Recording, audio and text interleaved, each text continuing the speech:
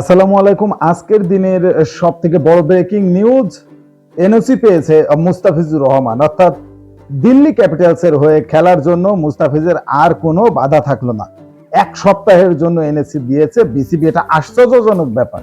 এর আগেও আমরা দেখেছি বিসিবি কিন্তু বিভিন্ন এনওসির জটিলতার কারণে কিন্তু অনেক প্লেয়ারই খেলতে পারেনি আইপিএল। তবে এবার হঠাৎ করে ডাক পাওয়া মুস্তাফিজুরের স্বপ্ন পূরণ হতে যাচ্ছে। 18 থেকে 24 মে পর্যন্ত, অর্থাৎ এক সপ্তাহের এনওসি পেয়েছে মুস্তাফিজ। সব থেকে বড় যে ব্যাপারটা, আমার কাছে যে জিনিসটা আশ্চর্য লেগেছে, আরব আমিরাতের সঙ্গে 2টা টি-20 ম্যাচ সিরিজ খেলার জন্য বাংলাদেশ এখন কিন্তু আরব আমিরাতে আছে। তো সেখান থেকে প্রথম ম্যাচটা আগামীকাল অনুষ্ঠিত হবে। প্রথম ম্যাচে মুস্তাফিজুর খেলবেন, কিন্তু দ্বিতীয় ম্যাচে আর খেলবেন না। অর্থাৎ 18 তারিখ থেকে মুস্তাফিজ ভারতের জন্য অ্যাভেলেবেল, দিল্লি ক্যাপিটালসের জন্য।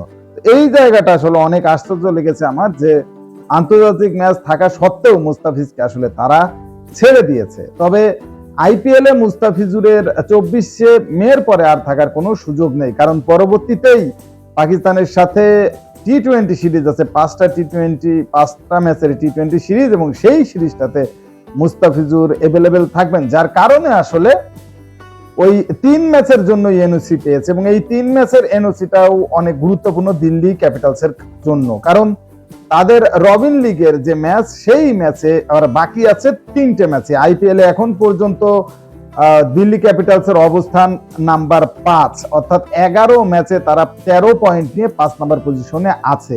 এই 5 নাম্বার পজিশনে থেকে আসলে 4 নাম্বার পজিশনে না গেলে আইপিএল থেকে বাতিলই হয়ে যাবে তারা। এই কারণে তারা কিন্তু মরিয়া হয়েছে মুস্তাফিজুরকে নেওয়ার জন্য, এবং বাংলাদেশের ইতিহাসে সর্বোচ্চ দামে, অর্থাৎ 6 কোটি রুপিতে কিন্তু মুস্তাফিজুরকে তারা নিয়েছে। কারণ মুস্তাফিজুর তাদের দলের ঘাটতি পূরণ করবে মিচেল স্টার্কের হয়ে, কারণ মিচেল স্টার্ক চলে গেছে দেশে, তিনি আর ফিরবেন না তেমনটাই জানিয়েছেন। এবং দিল্লি ক্যাপিটালসের হয়ে একমাত্র বিদেশি বোলার কিন্তু এই মুস্তাফিজুর, তাই এবছর তার কিন্তু অনেক কদর হবে, সেটাই স্বাভাবিক। এবং এই 3 ম্যাচের জন্য মুস্তাফিজুরকে পেয়ে অবশ্যই কিন্তু দিল্লি খুশি, বাংলাদেশের জনগণও খুশি। তবে বয়কটের আন্দোলনও দিয়েছে অনেক দর্শক, সেটা আসলে ফেসবুক বা ইউটিউবে, অর্থাৎ অনলাইনে কিন্তু ঘুরে বেড়াচ্ছে। বিভিন্ন দর্শক বিভিন্ন বিরূপ প্রতিক্রিয়া দিচ্ছে। বিশেষ করে বাংলাদেশ ভারতের সম্পর্ক কিন্তু এখন খুব বেশি একটা ভালো নয়।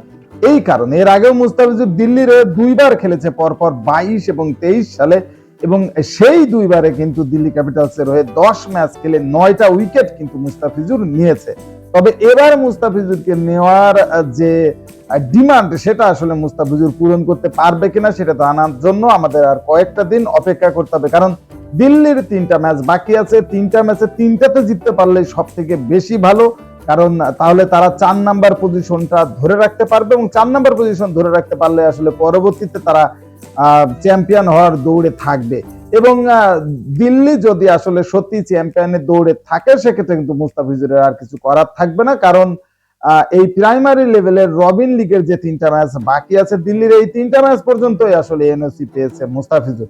এরপরে যদি প্লে অফেও দিল্লি চান্স পায়, সেই ক্ষেত্রে কিন্তু আসলে মুস্তাফিজুরের খেলার কোনো সুযোগ থাকছে না, কারণ পাকিস্তান সফরে চলে যাচ্ছে বাংলাদেশ, সেই দলে আসলে মুস্তাফিজুর রহমান থাকছে।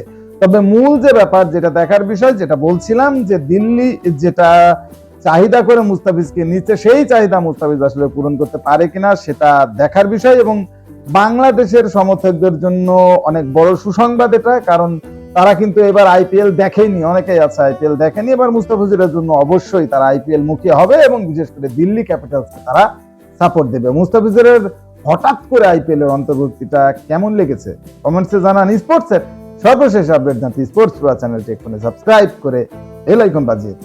ধন্যবাদ।